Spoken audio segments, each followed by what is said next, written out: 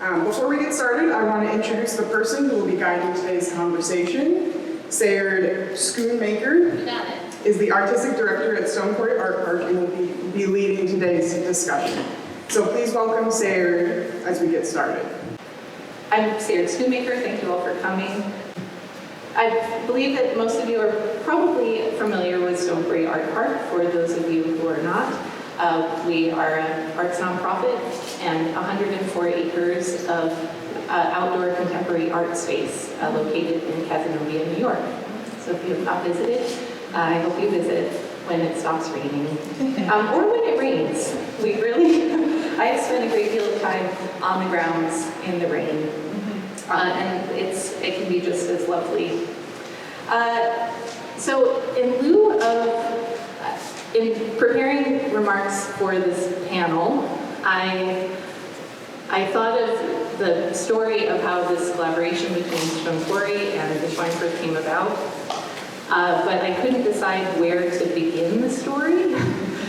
So instead, I thought a better way to begin is to share an experience that I have had working at Quarry for the past 5 years. I administer the Visiting Artist Program, which means in the summer and fall, I work with artists from around the region and around the country to realize outdoor experimental works on the grounds.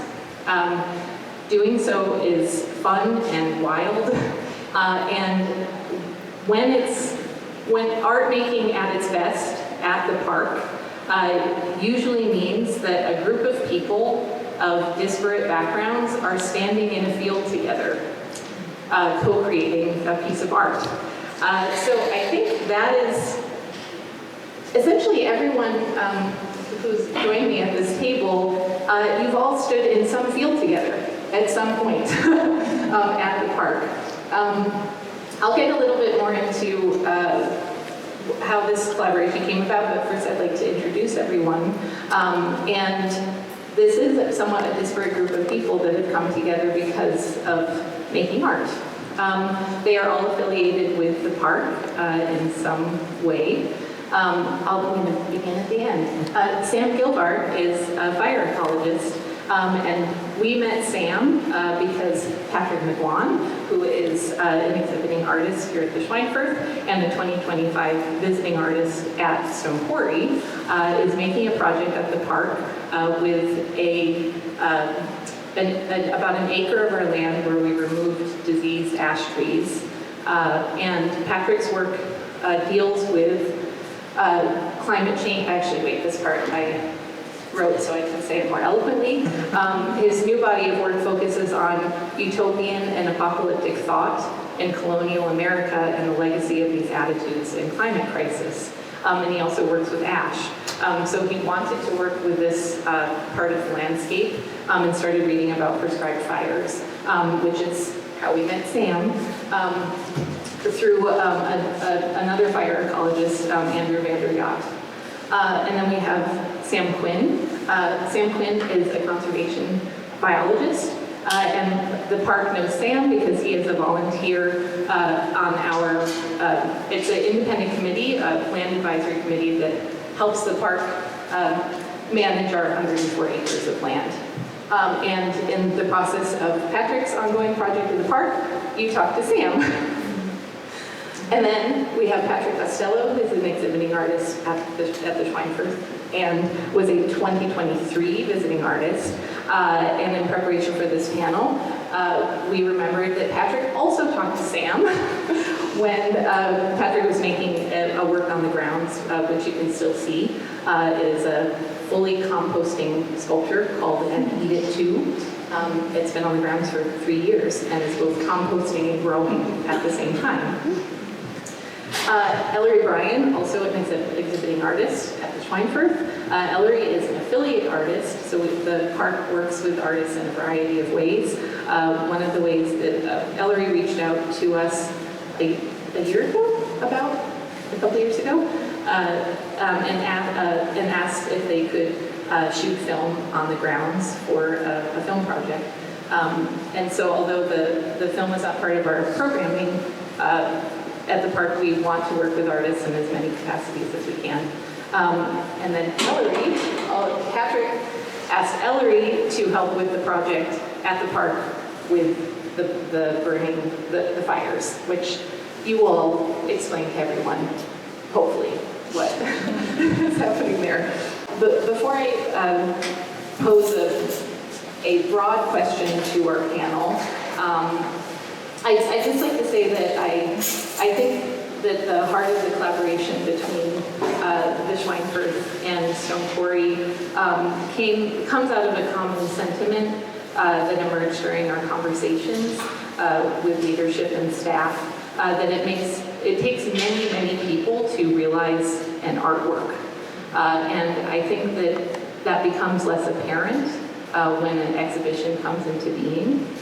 So I think that this panel is a wonderful embodiment of at least a fraction of the people and intellect and resources that it takes to make art. And it is why I work at Stone Quarry and why I make art, is that I really believe in its connective and collaborative capacity. So it's really been a pleasure to work with everyone at the Schweinfurth and for the artists who have made works on our grounds to bring some of that work into a gallery setting. Because you have a magnificent space, we have magnificent land, but some work just doesn't work outdoors. Okay, so we had a brief planning discussion about this panel, and one of the commonalities, I think, between all of the artists and the scientists in the room is each are working within their disciplines in a real site of complexity. All of the artists, in one way or another, are working with and contemplating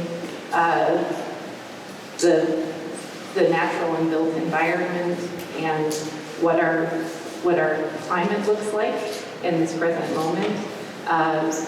And the scientists are doing that as well. And it's a complicated place to be because there are no,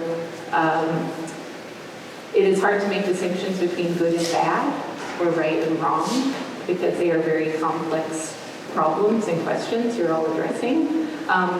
So I wanted to start with Stone Quarry and this part of our landscape where we've removed the ash trees and ask the question, what can art offer the process of ecological restoration, especially when that process, which can involve cutting trees or burning the soil, can feel or look quite shocking or sad.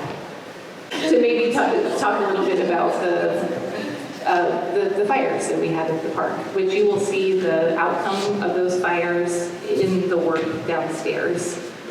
These beautiful cyanotype objects that show the fires.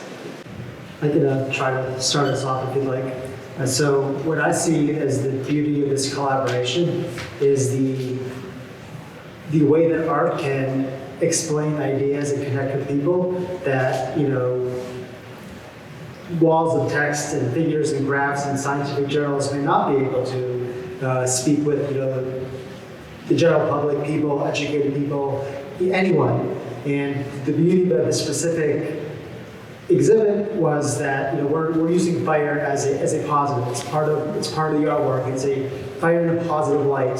And fire often has a very negative reputation from in a wild setting. Smokey Bear did a very good job of saying only you can prevent forest fires, and that, from an ecological perspective, put us back pretty significantly, and it's the genesis for a lot of problems that we face. Those, the big mega fires out west. Even here, Australia, around the Mediterranean, that all comes from a place of pyrophobia. And my biggest takeaway from this was, it's shown that fire is something that is to be respected for sure. Fire can be dangerous, but it can also be, powerful and endearing and amazing, and awe-inspiring. and it can promote things. It can give life. It can give meaning. And I think art is a good way of explaining that to people that may not care what a p-value is for the significance of increasing herbaceous diversity. You can see, wow, this is incredible, and it's a good way of communicating it. Maybe we should get the scientists out of the way real quick. I'm out of my habitat. I love working with artists. Actually, so I co-teach in our landscape architecture department, and I am a conservation biologist, and the two sides of the conservation coin are science and design. They're actually both necessary. I have to work with people that understand art. I can appreciate art, I can't make it. And what I like about artists is that they can communicate things in a very emotional way that you usually can't do with science, because as Sam is saying with his statistics references, usually people don't care about things like numbers the way they care about things they experience or they see that show them things in an emotional way. So I can't do what I do to protect the diversity of life without people like those folks on the panel. We have very limited names, Patrick and Sam and Ellery, the only names we're allowed to have up here. But I'll just say quick to maybe tee things up for other folks too. One of the most important things art can help us do in conservation is help show people that things that may seem counterintuitive, may seem bad for nature, like fire, or like clear-cutting certain areas of a forest, might actually be what's good for nature in terms of helping. If you want to measure this, maybe we get more desirable species and stronger populations of those species that can sustain themselves. These are the ways we quantify what is good and bad in conservation. And artists can help us tell that story in ways that I can't. I'm going to pass this down in case anyone else wants to talk. Well, and to dovetail off of your remark, at the park, the area of land where we've taken the ash trees, it's a drastic change. And there have been park visitors who have been very surprised and worried about that change. And it's also very sad, and we want to acknowledge the loss of those ash trees. But because the park, we are caretakers for a lot of land, and we are an arts organization, it seemed fitting to invite artists onto that acre of land to make work in collaboration with it in the process of restoring it as meadow.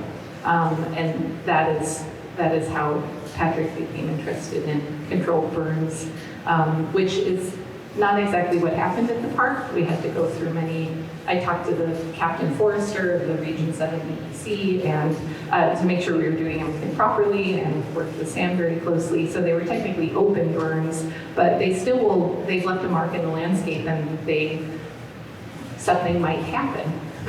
Probably. You got to experience the joy of burn regulations in New York State. Yeah. It was actually fun. It turns out I went to high school with the captain forester of the Region 7 DEC.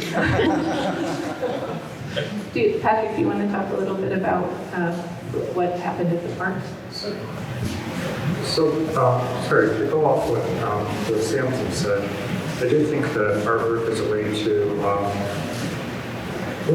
to find emotional and sensorial knowledge, and provide an embodied experience that will allow you to sort of dwell in complexity and contradiction, which I think is something that I share for nodding with the other exhibiting artists. Thinking about, these ash trees, come back to the idea that part of hope is also grief, and that players both use celebration and mourning. So when you go downstairs, you notice that a good part of my artwork is traditional woodworking and joinery. And when I was getting started with that, I used a lot of ash. It was inexpensive at the time because a lot of people were clear cutting their trees because they were dying off of the ash board. And so I guess I do have this sense of guilt that I made some truly terrible ash furniture as a journeyman carpenter. But the tree taught me so much about working with wood. It's It is hard and dense, and then alternately porous and soft. It will not suffer dull tools, and I found that the best way to get results are to work with hand tools like a plane, chisel, a scraper, to where you have, again, like art, you get to have this sort of sensorial knowledge of it's no longer just a piece of wood, but it's actually like all the biological factors that have shaped that section of the tree. And yes, I suppose I have a connection to ash trees, so I wanted to, when I heard that there was this acre that had been clear cut, I wanted to get on it. I'm sorry, I think I did hijack that a little bit. Hello, here, Patrick Costello, would you like the microphone? And Steve, we both talked about grief, probably. Of course. Yeah, so something that comes to mind in this discussion for me, I started my career as an artist actually in ceramics, which is really funny because ceramics departments are frequently full of hippies that are super excited to touch dirt. And it's also like an extremely wasteful medium. It's one that like once you fire clay and vitrified clay, it can basically just be vitrified clay forever. It can't go back to the earth in the same way that, like, if you did not fire it, it could eventually become mud again. And with film, which is my medium now, 16 millimeter film and analog film in general, you're starting with a plastic base, on top of which is silver halide, which is a light-sensitive material that has to be extracted from the earth and mined in a similar way that, you know, like any kind of like rock or mineral that we have would need to be mined. And so this is a like violent and extractive process. And when I started this film, I was shooting in a abandoned quarry that's in South Syracuse. And when you're on this land that the quarry was formerly active in, it is this landscape that has all of these sort of violent blasted holes in it. There are very few like types of vegetation that can grow there now.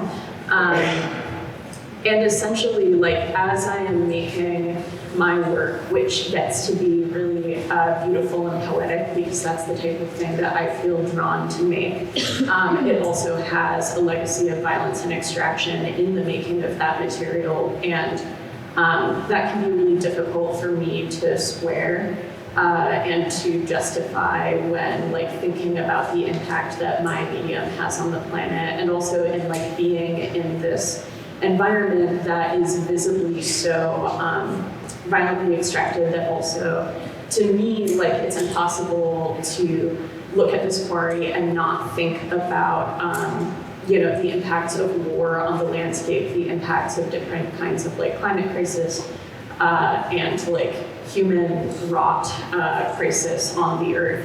And also, like, I think if we're gonna talk about, like, I've really loved having these conversations, like yesterday, especially with the two Sams, about like the ethics and ecology and sort of like what is right and what is wrong. And like the fact of the matter for me as like a human person is that I will wreak all kinds of destruction on the planet and the people around me throughout my life, like in my relationships and in the things that I try to make, and in just like my progress as a human person. Ideally trying to better myself, but like going through all of the hiccups and obstacles, like emotional and material in my life. And that like is something that is 100% in my opinion worth doing, and extremely important. And I think that, you know, we were having a conversation about your compostable sculpture earlier this week, where you were saying basically like, this conversation is less interesting to me than it used to be because we as like individual artists will never have the impact on the environment that these massive corporations have. And like, it's very worth doing. It is worth doing for the human spirit and for us as emotional and sensing beings to practice what we can of like, you know, my students talk about like the meaning of expressing themselves and how important it is to them. And so I think that that's a lot of different thoughts at the same time, but that's what I think about this conversation as of now. Hello, everyone. Yeah, I feel like every time someone else gets the microphone, I'm like, yeah, that's the thought I'm having too, which is great. Good panel organizing. The work that I make oftentimes thinks about environmental grief through my own experience. And I don't know how to solve climate change. Sorry. But I know. That's why I was sitting in the center, everyone thought. But I actually can't. But the thing that is, and I think that for a while I was like, oh, every piece of art that I make needs to compost. It needs to create new meadows. It needs to be involved in these cyclical processes of that burning enables, that compost enables. And then at some point I was like, oh, that's a lot to put on art. I don't know if I'm interested in art that only, only making art that is 100% compostable, because I may not be. Microplastics, prescriptions, there's lots of things in me that are probably not going to compost, and lots of things about my experience that are not going to fully work in that context. And so I started getting interested in the way that we might think about these things in a kind of, just to take environmental grief, for instance,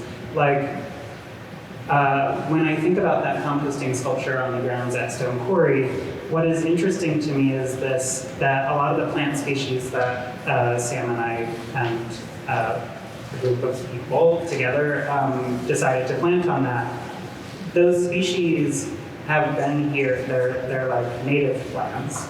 And those species of plants have been on this land for a very long time, and much longer than the United States of America, much longer than white supremacy has sculpted our sense of space and what we might do with that space, how we might relate to other beings.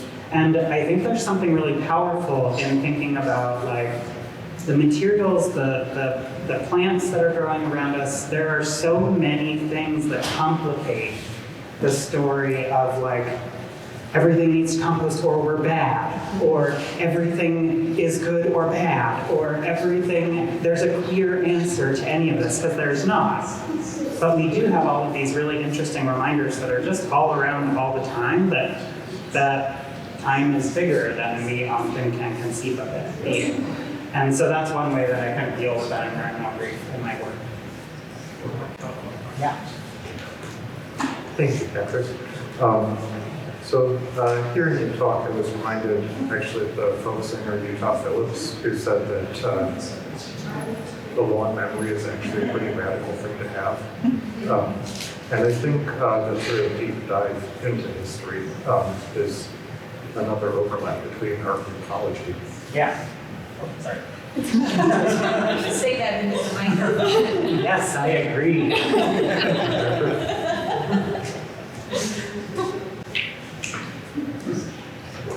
It's just back to me now. I took a few notes. I can't help but be curious, especially the three of you talking about your work and process and balancing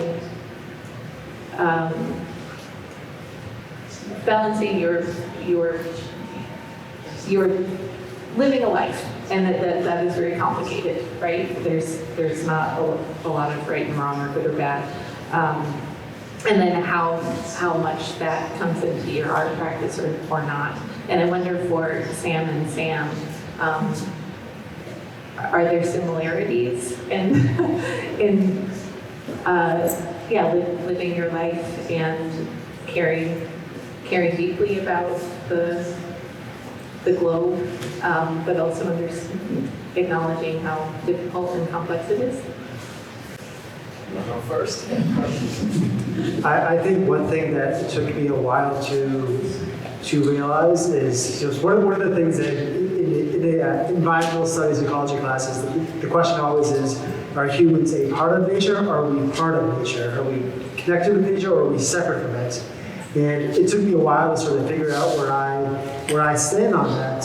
And I really came to see that, in my perspective, my opinion, a lot of natural processes, because humans have evolved and have the capacity to shape landscapes in such drastic ways, a lot of what humans do to the natural world can actually be positive.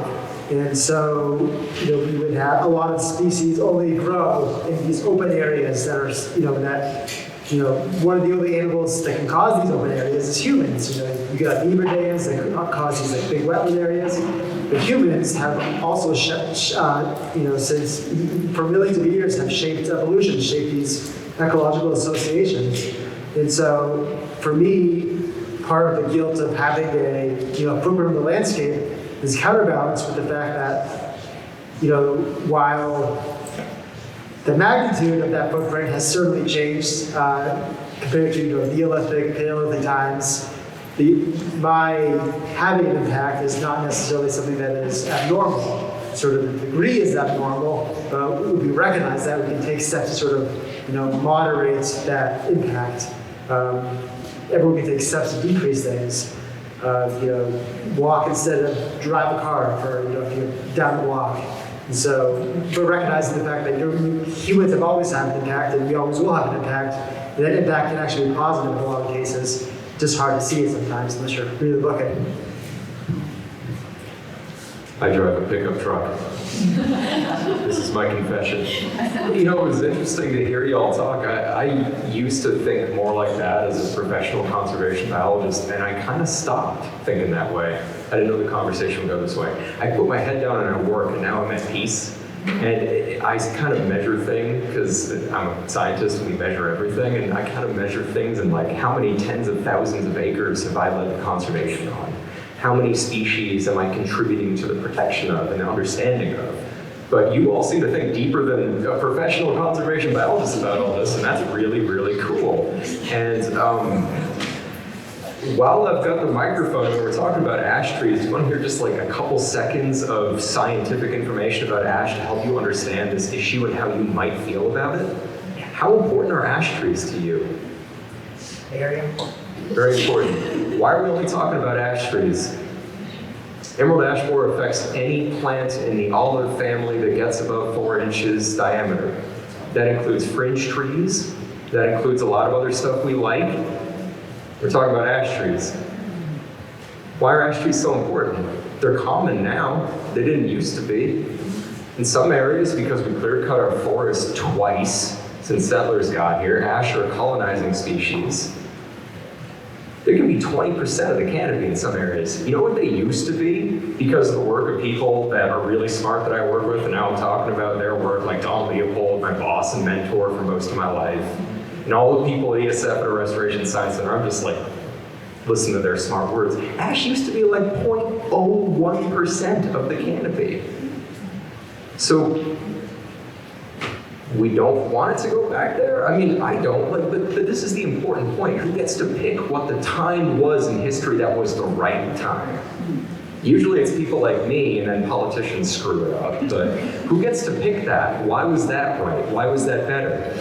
I don't do restoration like that, and I don't know if you all would do things differently, but we restore things based on objectives. We want to help the unloved, creepy, crawly, weirdo things that no one cares about, but they have a right to exist. They shouldn't go extinct just because we're apathetic, even though every other living thing goes extinct eventually.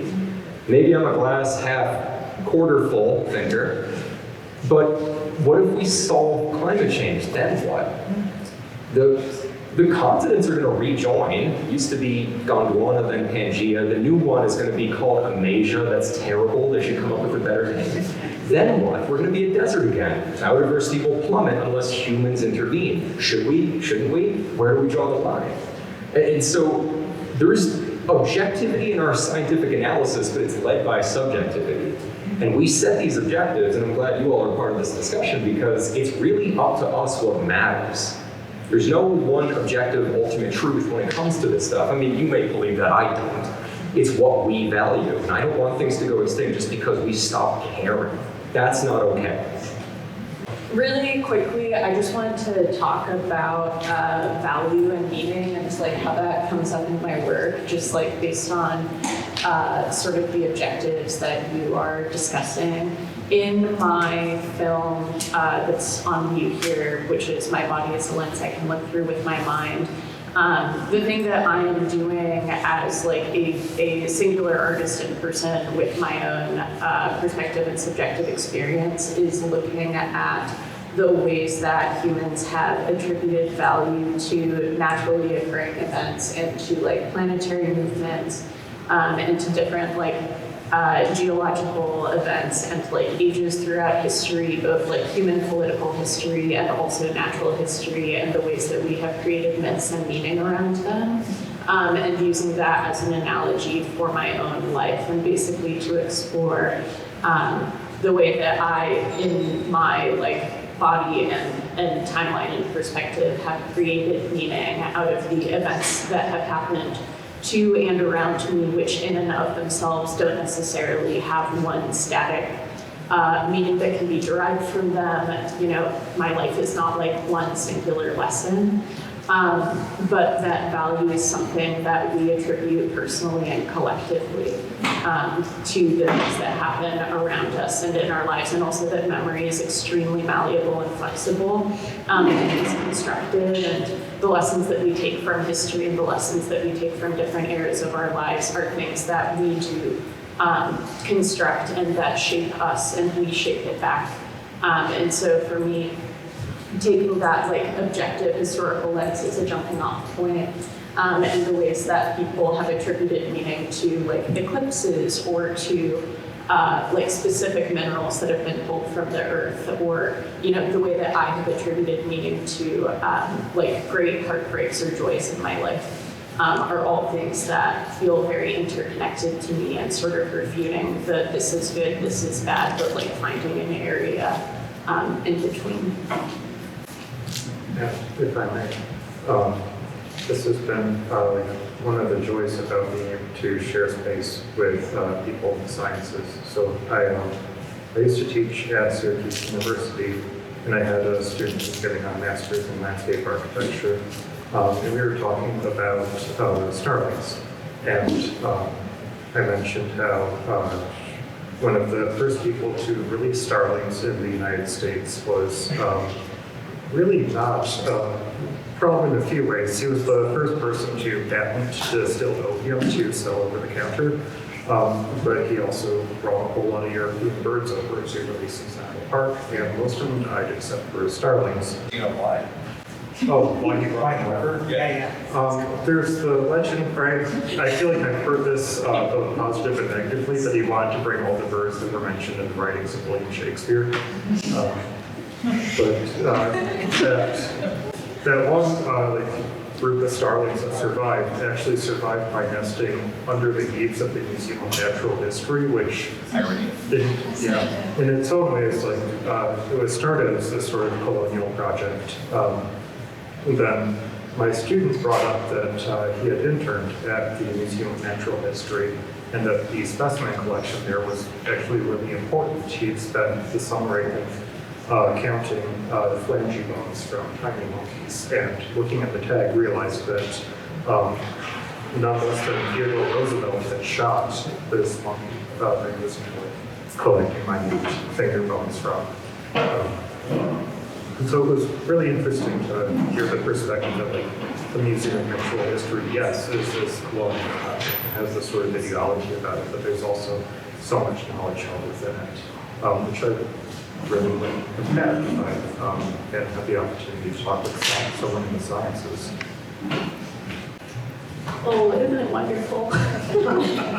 No, this is, I hope everyone is enjoying this. I'm really enjoying it, because this is, again, I am coming from a framework of art and believing in art as a way of making meaning and asking questions, and so this is some confirmation bias of all of the wonderful conversation. Okay, I'm going on the fly here. I tried to take some notes from what everyone said to formulate another question, but we only, I think, about 10 minutes, and then I shall open up the floor, or open the question.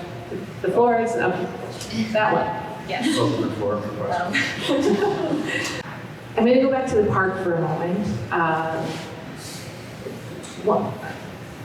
So at Stone Quarry, because we are inviting artists every year, but we are also working with many people and in many disciplines because of the nature of the park, that we have all of this land, and the land contains many histories. It's the land of the Oneida Nation. We have the remnants of early homestead on the grounds. It is also when the park founder Dorothy Reister and her husband Bob purchased the first parcel of land, it was abandoned agricultural land. So there's layers and layers and layers. And inviting artists to work on the grounds means that every artist is shaping or inscribing or bringing a perspective or a history or an artistic inquiry to it. And I get the sense that that's something that all of you share, especially if you were saying, Sam, why ash trees, that it's a story. And all of you are using history and story and language. I think especially that language is the way that we put a kind of bracket of meaning around something, and that can change. So what is my question here? I think the question, no, it's not a question. It's an invitation. All of this makes me think of your work in the exhibition that is a drawing on silk that's a reproduction of an object that was made here.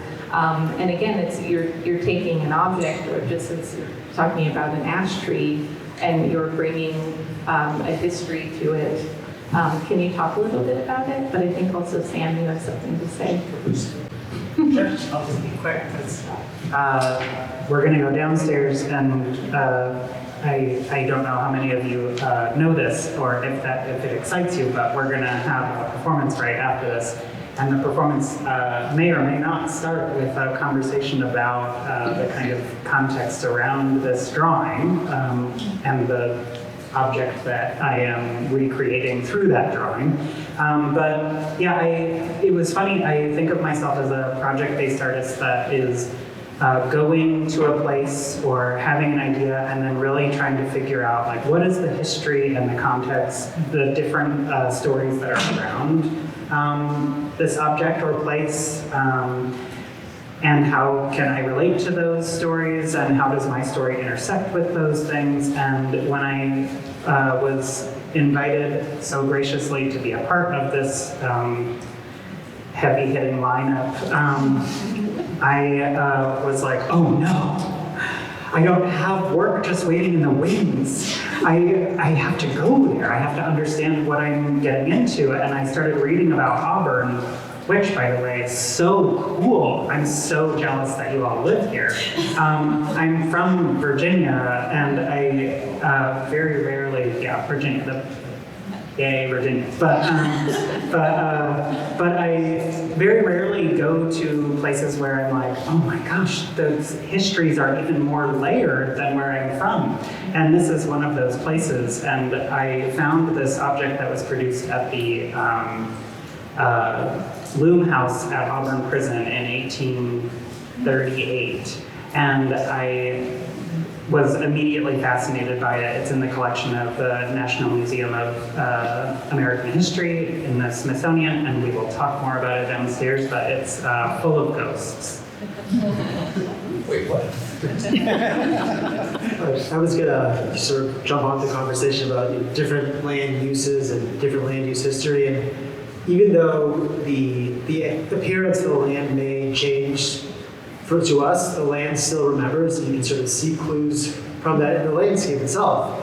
So if we were to clear cut a forest, cut all the trees down, what would come up would be, within the forest, in the ground, we call it the seed bank, are a whole bunch of, flowers and ferns and other things that are sort of lying there buried from a previous time, from the meadow, from the indigenous nations. They're still there. They're just waiting for an opportunity to go out. We also can see, remnants of past fires. If you look at tree stumps, or even do a coring of a tree, take a drill and sort of put it into a tree and pull out the wood, you can see these fire scars, these black charms that show that there was a fire there. The land still remembers that. If you go hiking in the woods and you find a big tree, just really tall, graceful looking tree, and all the other trees are sort of like, kind of spindly, just going straight to the canopy, but just this one graceful tree on the boughs are going out there. Well, that's a hint that the landscape there used to be an open meadow. We call that a wolf tree. It's like a lone wolf. It was the one tree that was left out there when there was, grazing animals to provide some shade. And so we have all these different land use histories, and we can find human artifacts there. Find the ruins of the homestead. Find artifacts from different peoples. But the land itself has artifacts too. It's contained in different ways, and I think it's a pretty cool reminder of sort of the layered nature of the landscape and how it all connects. Sure. I'll leave you with a science fact that we discussed yesterday, and I think a lot of people know this, but I find it fascinating. I'm a hobby physicist. This could change tomorrow at the rate we're looking at things out there beyond Earth, but the reason I really think fire is cool? Did you know it's endemic to Earth? It occurs nowhere else. We have never seen it anywhere. The 3 things you need for fire never occur anywhere else but here.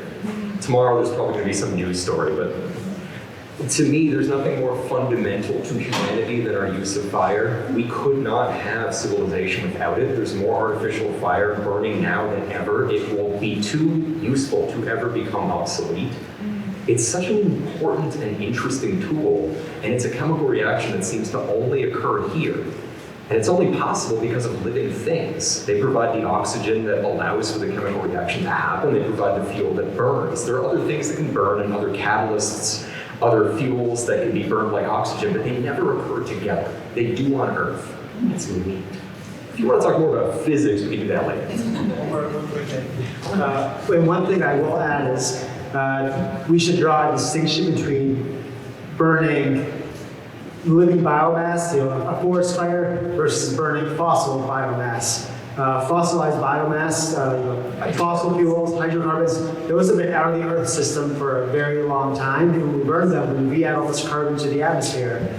So releasing carbon from fossil fuels is not the same as releasing carbon from a forest fire, for example, because one has been sequestered in the Earth for 65 million years, the other is part of this constant carbon flux, carbon cycle. And so we should remember that not all forest fires are bad in that respect to climate change. Sometimes forest fires can actually take carbon and sequester it. We call that there's a kind of carbon that gets really biochar, it gets sequestered and becomes unavailable to the atmosphere after you burn it. And it's really, really resilient. So just not all fire can be bad in that respect. I think Ellery has a comment. I just want to also say that, amazing to have people of different disciplines because you all can read a landscape in very different ways. And I know that we are not in the park, but I think that in your work, a great deal of the park is featured. And so I think that you all have the opportunity to see the ways that all of you are reading and questioning the landscape when we go downstairs. First with the performance. Yeah, the only thing that I wanted to finish with, just going off of, we talked about this yesterday, that fire exists here on Earth, and I was talking about how my film begins from a creation myth that for me starts at silver, and so silver is a noble element, and it means that the Earth doesn't make it naturally. It came here when the Earth was formed, And it is now formulated in a lab by Kodak, and was like perfected from like light sensitive silver halide to be the sort of fine or larger grains depending on the type of film today.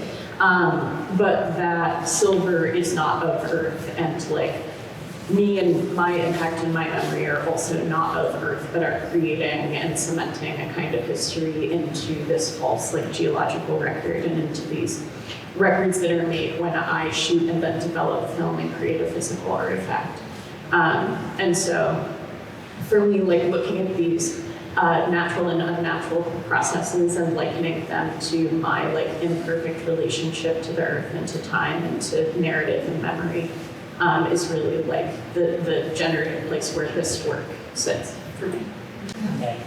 I wanted a little time if anyone had a question. I'm also going to make a shameless promotion with the hopes of bringing the Schweinfurth audience and the Stone Quarry audience together. There are probably already overlaps, but on June 12th at the park, Patrick McGuan will be giving an artist talk, and he will complete his project at the park, which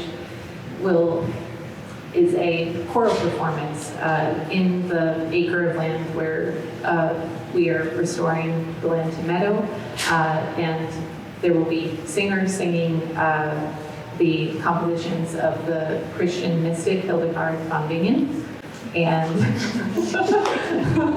we have a lot of niche overlapping interests in this group. The Shakers, Hildegard von Bingen, how 800-year-olds compositions, and also sacred harp singing, which is, can you speak of what sacred harp is? Sacred harp is sort of gospel singing. Oh, sorry, sacred harp is the name of one of the most popular hymnals.